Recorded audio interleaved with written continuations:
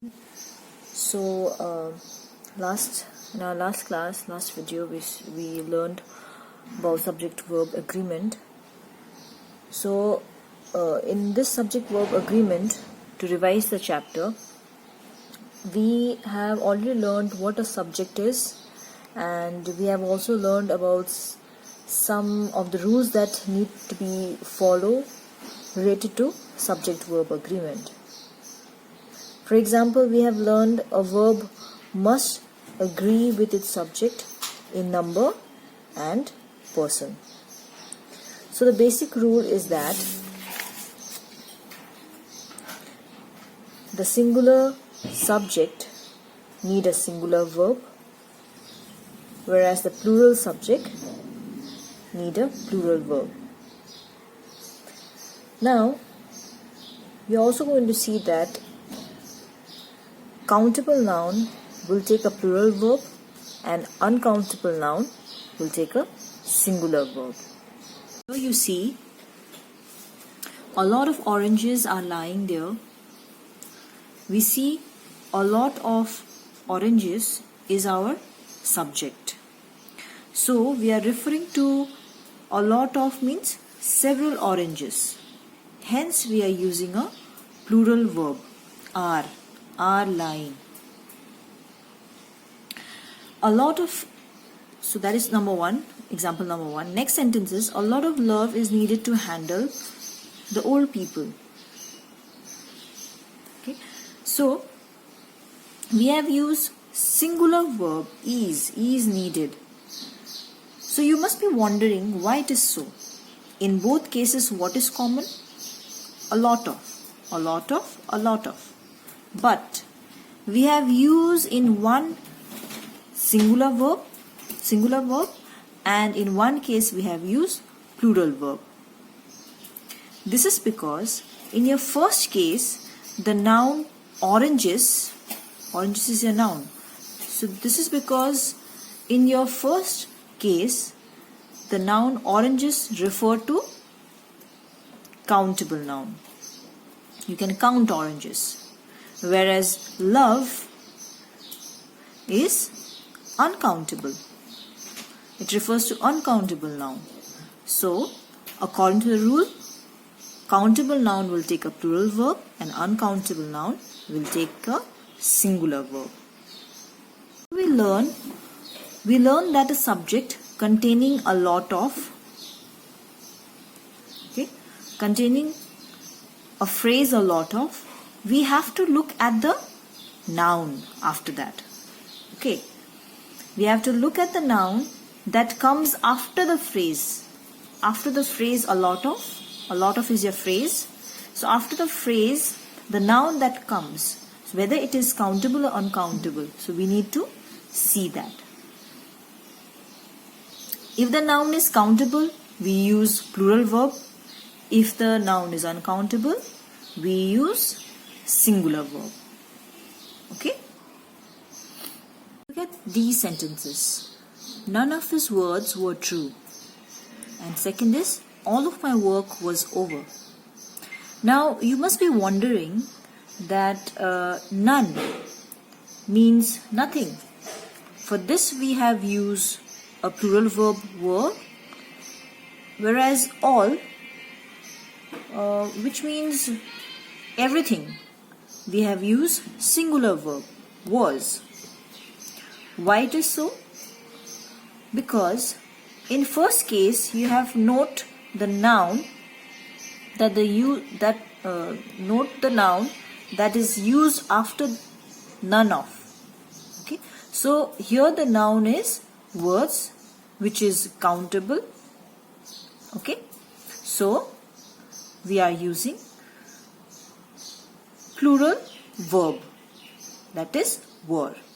And in second case, you note that the noun that is used after all of my, okay, all of, even it is all, but still look at the noun, it is uncountable.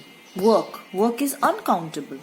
So noun which is uncountable, we use singular verb. So was. Two sentences here. None of the children were playing. None of the jewelry was mine. Now we see what is common in both. None of the. But in first case we have children, which is countable. So were, we have used plural form, plural verb, were. And in the second case we have jewelry, which is uncountable. So we have used was, singular verb. Words like number 1, none of the, okay, beginning the sentences with none of the, most of the, some of, all of the, lots of, and there are many. So words like that, words like such, it's important to look at the noun that comes after those phrases. These are your phrases. So after those phrases, the noun that comes after these, if they are countable, then plural verb. If it is uncountable, then singular verb. Other examples. Here, only 10% of the students have turned up. Now, here only 10% is referring to the quantity of what? Of the students. And students is your noun in the sentence. Okay. So, students is countable. So, that's why we have a plural verb, that is have. So, only 10% is referring to quantity of students, that is your countable noun. So, with countable noun, we write plural verb, that's why we have written have. Only 10% of the students have turned up. Okay. If I say only 10% of the rice, though it's not written here, so only 10% of the rice has been sold till now. Only 10% of the, in case of students, if I say there is rice, percent of the rice, so dash turned up. It has to be has turned up. Why? In this case, rice, okay, rice is uncountable noun, so we need, with uncountable noun, singular verb. So we write has. So only 10% of the rice. If the sentence is only 10% of the rice dash been sold till now. So only 10% is a quantity of rice. Rice is your uncountable noun, and we know with uncountable noun we write singular verb. So there will be has. Only 10% of the rice has been sold till now. Okay, that was another example. Next is 2/3 of the cake dash eaten. I have given you option is or are. What should be there? What should be the answer of this? Now in this case, the noun is countable. Which is your noun? Cake. Cake is a countable noun. But what else do we notice in this sentence is that is the quantity. How much? 2/3 of the cake. But here the cake is a singular verb, isn't it? We are not talking about many cakes. We are talking about a portion of a single cake. 2/3. So we are talking about a small portion, 2/3 of a cake. We are not talking about many cakes. We are talking about a portion of single cake. As such, we are not going to use a plural verb for this.